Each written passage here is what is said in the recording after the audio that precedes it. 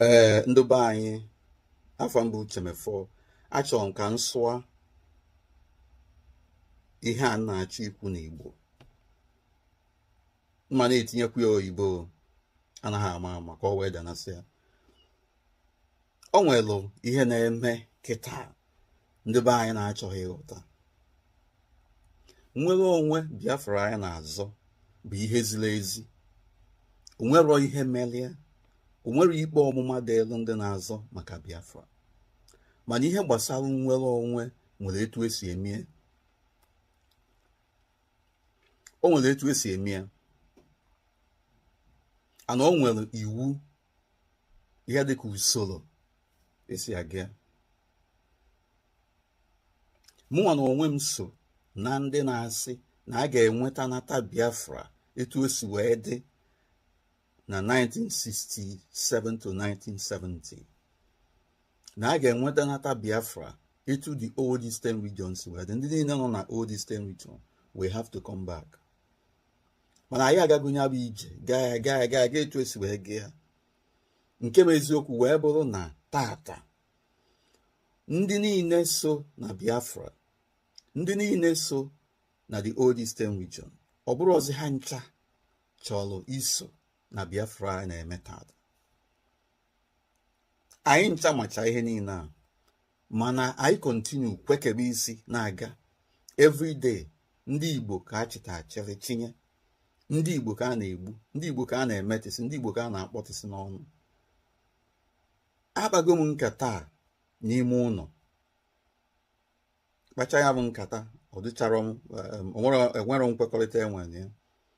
M wee decide go ekpebigo m n'onwe m na m ama abụzi part of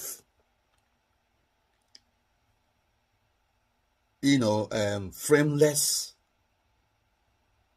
frameworkless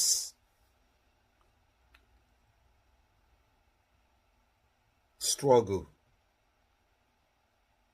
Anyị kwesịrị inweta a framework, right? Atụmatụ anyị ji aga ije anyị kwesịrị inweta ya ọfụma, maka o nwere iwu na-achị, o nwere usoro esi eme ya. Nke bụ eziokwu bụ na tupu ibido ihe gbasara nnwere onwe, o nwere ihe ị ga-enenechasị, o nwere ihe a na-ewepụta, a kwesịrị iwepụsị n'azụ anyị na-eri maọbụ n'anụ a anyị na-eri. The old Eastern region was successful in claiming independence or going for external self-determination because of historical grievances, because of historical factors, and because now the old Eastern region was being governed as an administrative unit under one government, under one administrative authority. That was why it was very easy for them to declare independence and to secede from Nigeria, and adopted the name Biafra as their self-determination status, as the name of their self-determination status. Now, Biafra did not succeed, but it existed for the number of time it existed, for about 3 years or thereabout. Mana tata, oburozi etu Biafra, the Eastern region dị, the old Eastern region, oburozi etu ọ dị tata. Maka na kita enwego Southeast na South. Ka anyị bidocha ihe gbasara iwechiata Biafra azụ. Mụnwa so na ndị izizi na-ekwu na Biafra will still comprise of how it was 1967 to 1970. How the old Eastern region was. And that was the basis upon which we were moving. But also somewhere along the line, I find out that now majority of the people now advocate for self-determination, for Biafra restoration. Bụ sọsọ ndị Igbo. Ọbịa bata ndị dị ka m ji wee na-ekwu sị na anyị kwesịrị iwebata ndị ọzọ ka ha bụrụ part of ihe anyị na-eme, including issue of leadership. Ekwucha ya, majority of the people, none will dismiss it. It's just like somebody being a lone voice. And that's not gay rule now. N'aka ya eme, n'aka ya eme. Etu aka ọ dị wee luo tata. And then, somehow we have come together under a different platform. I wear, jikọ aka ọnụ wee sị na Asari Dokubo ga-abụ the leader of Biafra de facto customary government. And he actually was. And his tenure has expired. Now, there are so many things coming up in between this period. And it is a clear demonstration that our people, South, are actually not willing to continue with the issue of Biafra restoration. And also, ndị nwere ihe, ndụ nwere ntị ike, ọ bụ ha nwa bụ ndị ga continue na-agakwa na-etinye isi n'ọkụ.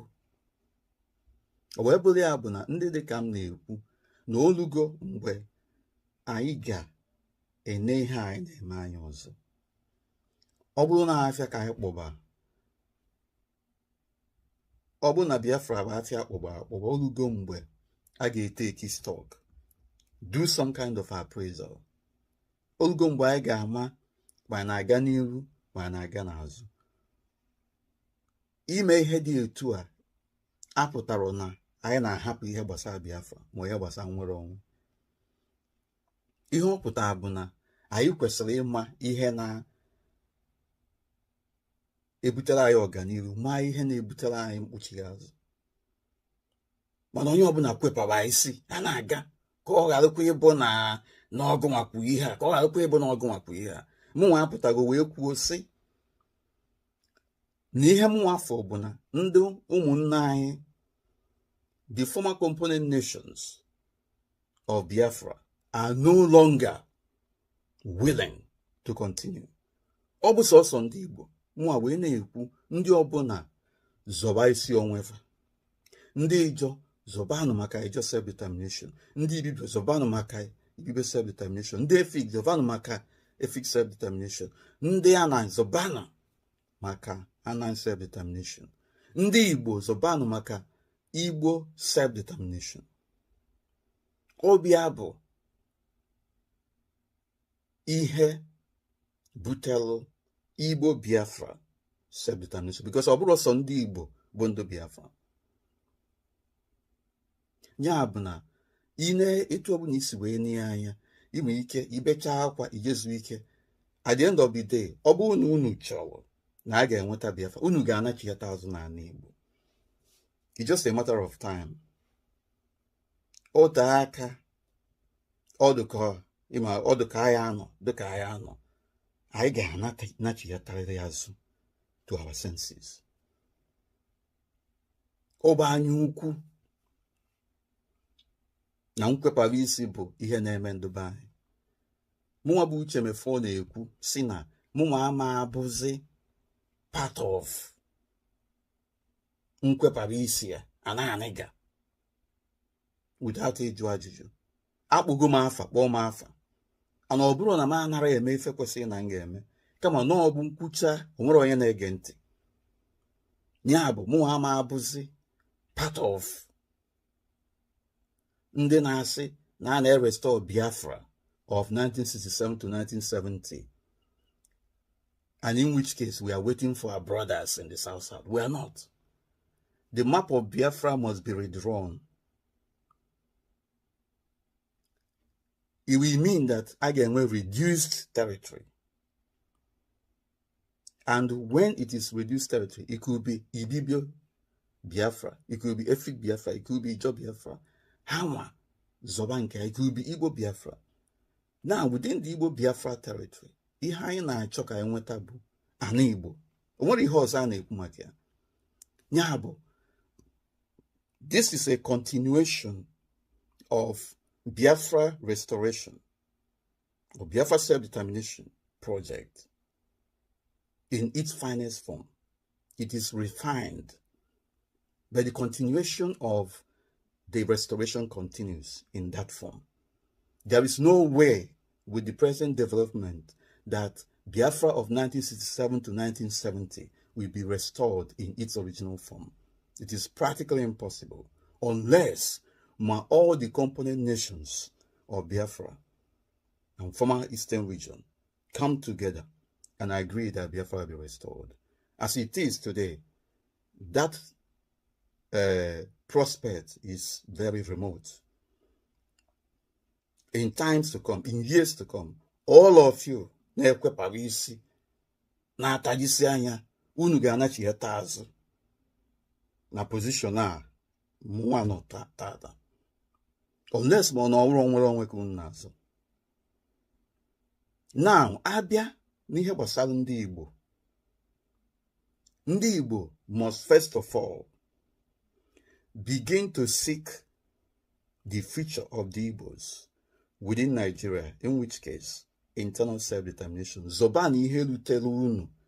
Zoban ndị Igbo ga-azọba ihe bụ nke ha na Nigeria. The starting point bụ ihe gbasara steeti ise enyere ndị Igbo, mana ị na-anya na ndị ọzọ Southeast region, the 5 states that they are confined to as against 6 states which others have. Ihe a bụ one of the root causes of injustice and marginalization against ndị Igbo, against the Southeast in Nigeria. Unu na-neglect ihe, unu na-eneghara anya, mana unu amarọ nsogbu na-ebutere anyị. Unu amarọ the enormity of the problem and its consequences. Ihe o meanere, ihe ọ pụtara bụ na ndị Igbo ga-abụ permanent minority in Nigeria for generations to come. Already, so many generations are experiencing this already. Ihe ndị a mere bụ na ndị Igbo ama enweta oke ruru ha na Nigeria. Ndị Igbo ama emegharị isi. Ndị Igbo bụ ndị eji mezu ọgụ ọnụ na Nigeria. Ịghọtago? Ka mgbulikwu ya na nkenke. Abịa n'ihe gbasara local government. Ihe o meanụrụ, ihe ọ pụtara bụ na ndị Igbo will have the least number of local government areas compared to other parts of Nigeria. Ndị Igbo will have the least number of states na Nigeria compared to other regions in Nigeria. Ndị Igbo will have the lowest number of revenue allocation na Nigeria. Ihe gbasara ike akụnụba Nigeria nwe maọbụ ego a na-enyegasị steeti na local government. Ihe o meanụ bụ na ihe ọ pụtara bụ na ndị Igbo have been given what is not commensurately proportional to their population. Ihe o meanụ bụ na mmegbu a na-emegbu ndị Igbo na ọdụgo na constitution Nigeria na etu aka esi wee delegara na ọ bụrụ na ijụrụ ajụjụ gbasara ya. Ya bụ na ebe ndị Igbo ga-ebido zọba isi onwefa bụ na Nigeria bụ ibido jụba ajụjụ kedu ihe kpatara a ga-eji wee nye ndị Igbo steeti 5 mana ndị ọzọ bụsi steeti 6 ka enyere ha. Therein lies the root of the continued marginalization, suppression, subjugation, the apartheid policy of Nigeria against ndị Igbo. Ndị ọbụla na-azọ maka nnwere onwe, self-determination of the Igbo nation, ma ndị nọ na Biafra platform, ebe unu ga-efocus, ebe unu ga-enebe anya bụ mount pressure on all the political representatives, governors, state houses of assembly members, senators, House of Rep members, ka ha bido mebe ihe dịrị ha. Nke izizi, ndị state houses of assembly members, they must have to recognize that na ndị Igbo na na-emegbufa, pass a bill, pass a resolution kwekọrịta na ihe a abụrụ ihe kwesịrị ekwesị na Naịjirịa na-emegbu ndị Igbo. Nke ọzọ bụ na ndị senators ma House of Rep members must be compelled and supported to sponsor a bill on the floor of National Assembly to begin to ask questions on why the Igbos are marginalized, on why the Igbos are given only 5 states. Nke ọzọ bụ na ndị governors states enwere na Southeast, the governors in collaboration with the state houses of assembly members must begin to negotiate with the federal government of Nigeria on the future of the Igbos, raising these issues. Why are the Igbos marginalized? Why are the Igbos given 5 states as against 6 states to bring it at par with others?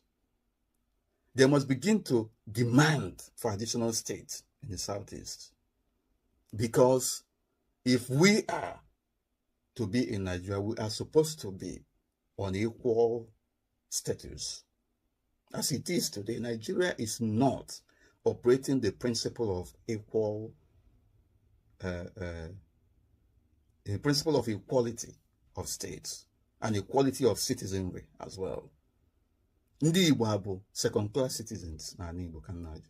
Ndị Igbo ha bụ ndị ejizi emezu ọnụọgụ na Nigeria.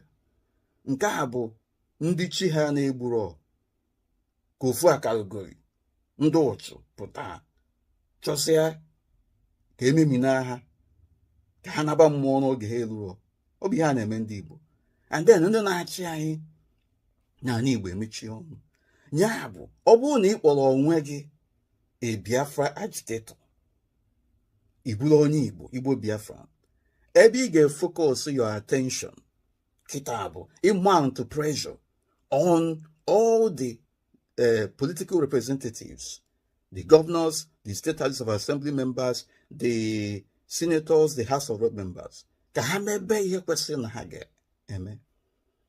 Ọ bụrụ na emerọ ihe dị etu a, ịma na ndị Igbo ka ya na-etu ha si wee nọdụ.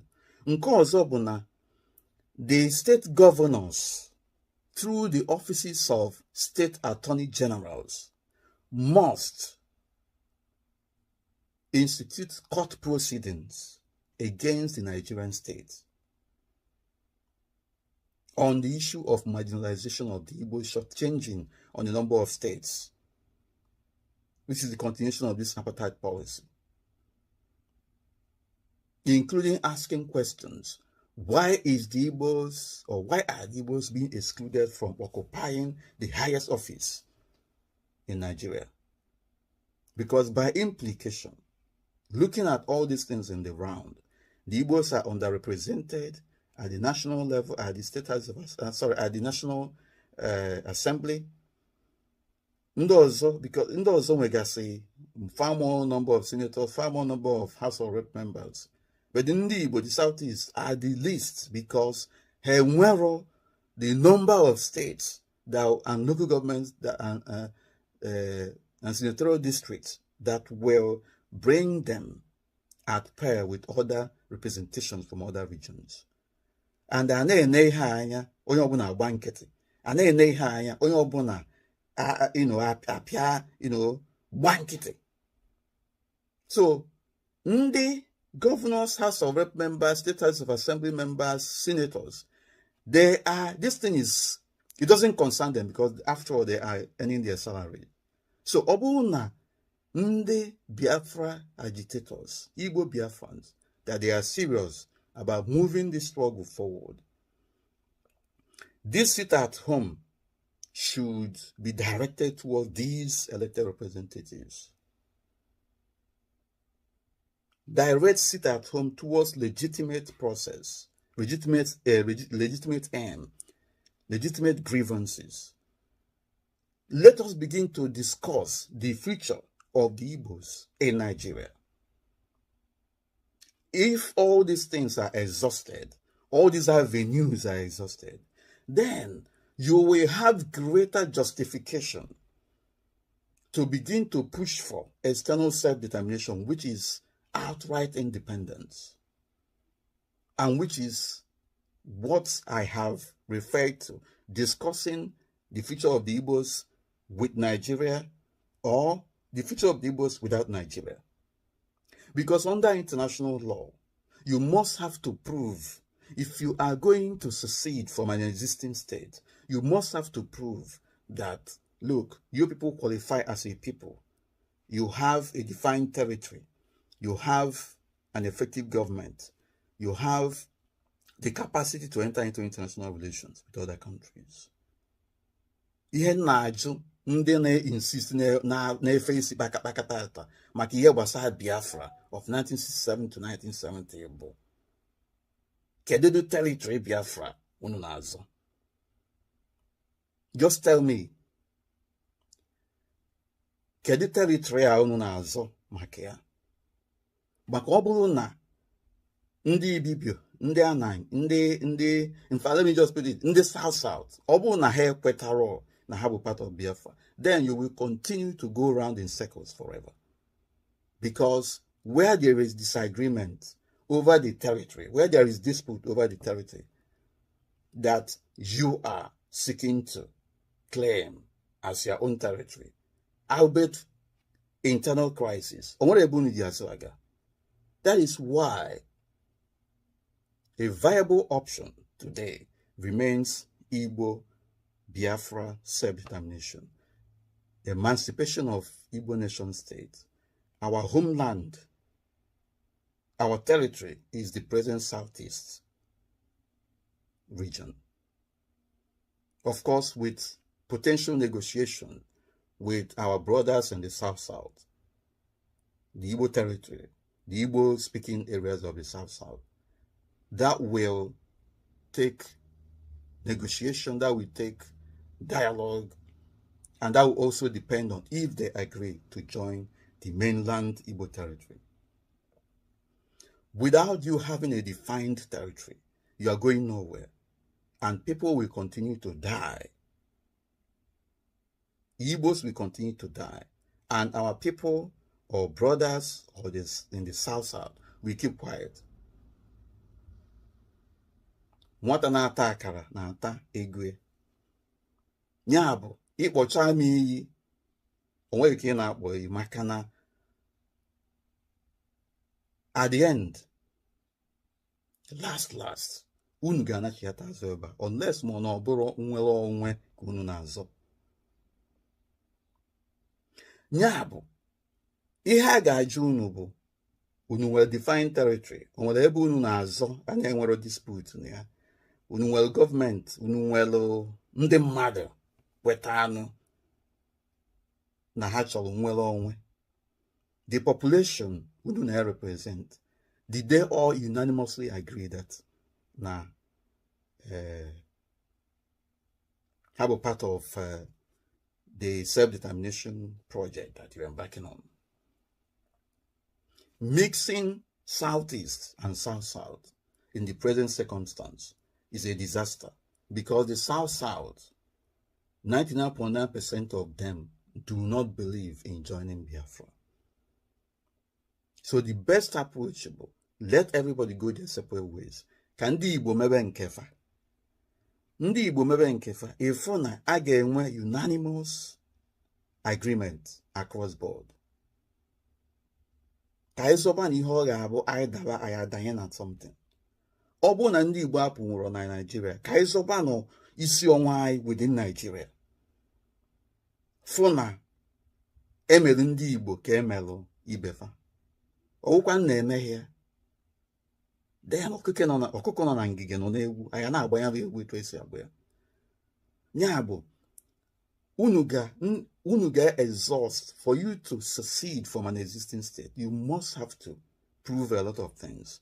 That you are discriminated, that your human rights have been trampled upon. It's not just about making mere claim. It's not just about saying you are being killed or you are being murdered. You have to prove that these killings, these human rights violations, that they are systematic and they are sustained. You have to prove that there is serious crimes being committed against the Igbo population or the population that you are seeking to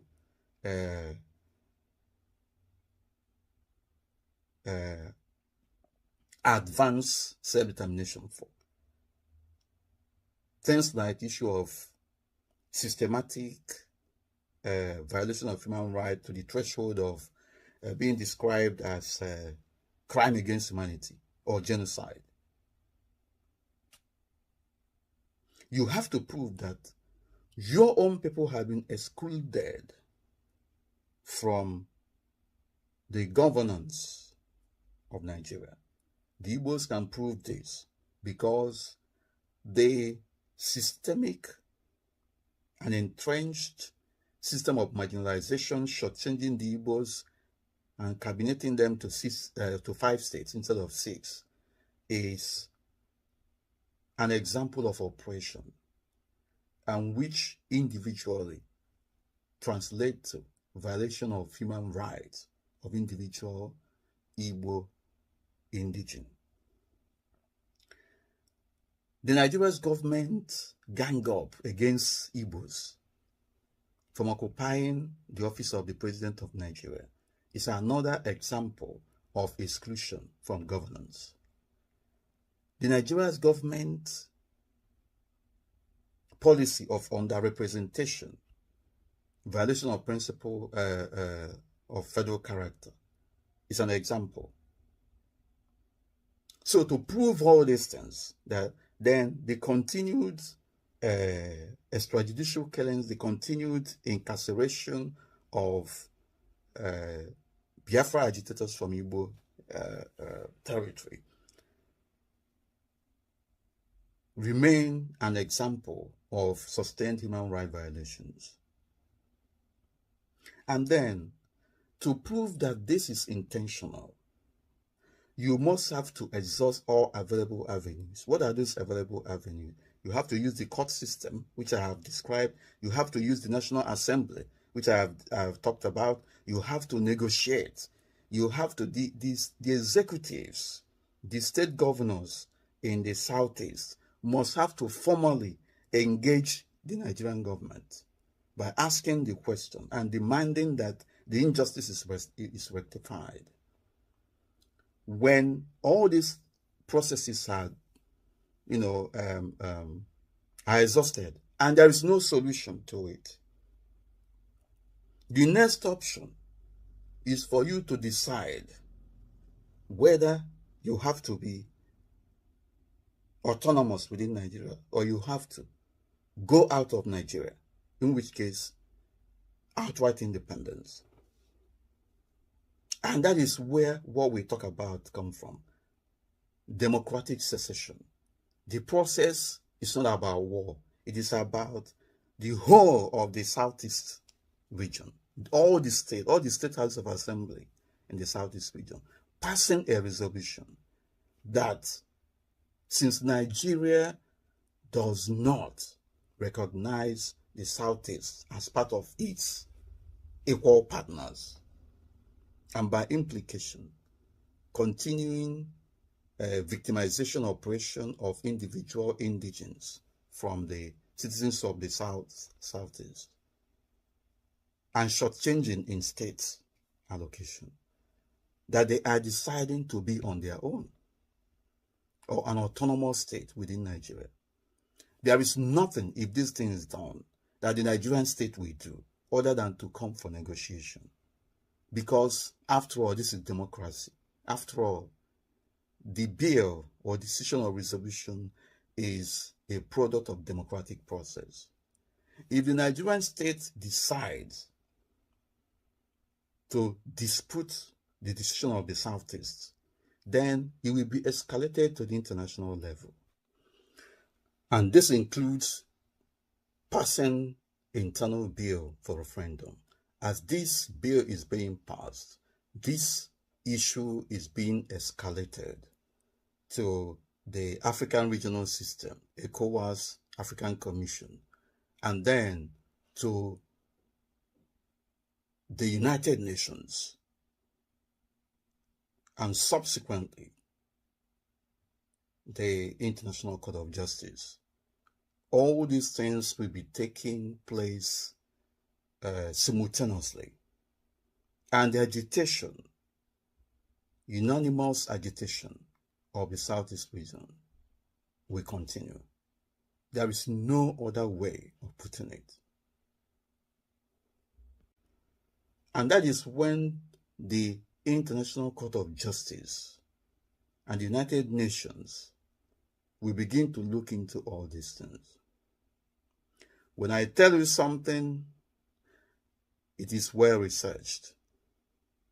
Ndị na-akpọ sabo na-akọgheri ọnụnwa bụ sabo. Mana my consolation bụ na at the end of the day, all of you will come back to this position. Unless monobu of freedom, unless monuadoro journey to yourselves. It is time for Igbo Biafra self-determination, which is the extension and continuation of Biafra Restoration Project in its finest form. It is called readjustment of focus without losing the position and the direction that we are going. The Igbo Biafra self-determination has its origin from the Nigeria-Biafra War and from Biafra Restoration Project. And the ideology is Igbo Biafra nationalism, and it is geared towards emancipation of an Igbo nation state, otherwise called Alebo. Thank you. My name is UHM4. In fullness of time, you will understand and appreciate the time that I have spent here. Thank you very much. Good morning, and I reach you from London. And this includes internal bill for referendum. If a legitimate authority, if a democratic institution, for instance, the State House of Assembly in the whole of the states in the Southeast, pass a bill that they will want to go for referendum, it is legitimate. Nobody can stop it.